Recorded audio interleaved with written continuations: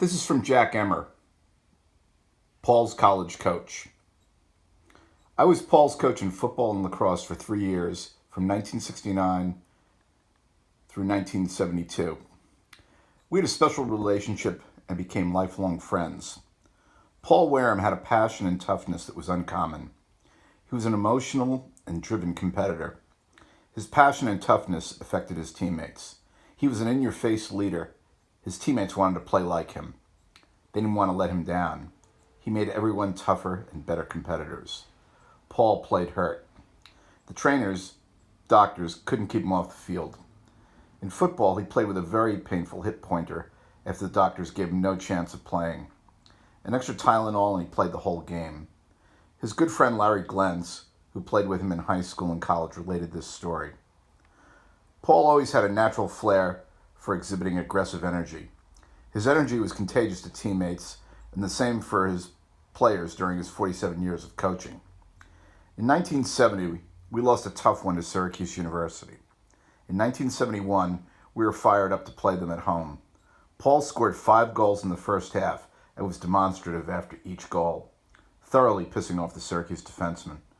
Just before the half, when the ball was at our defensive end, 3 Syracuse defensemen pinned Paul's arms behind his back and jammed a stick under his face mask, putting his bottom tooth through his lip. Now, he was bleeding like a pig at halftime. Nobody today would ever put a bloody mess like Wehrum back on the field.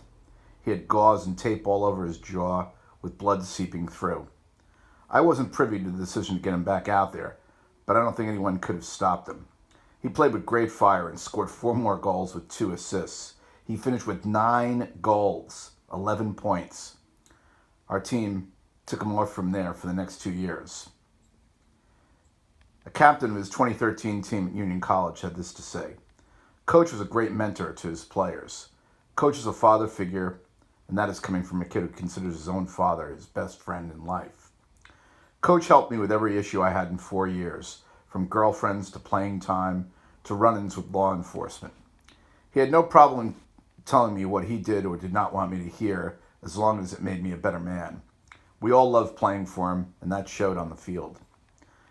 There was a game against Oneonta in 25-degree weather. All the players were mumbling about the cold. We were down by 5 goals. Coach Wehrum proceeded to rip his clothes off, challenging his players to suck it up. He ended up down to a t-shirt. We won the game because we refused to get back in the bus with that man without winning.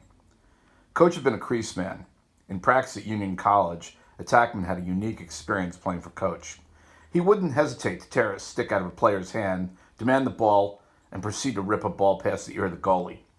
There was no excuse for not catching a ball, and if you missed the cage with a sidearm or underhand shot, you should just go pack your bags. Paul wouldn't accept mental mistakes.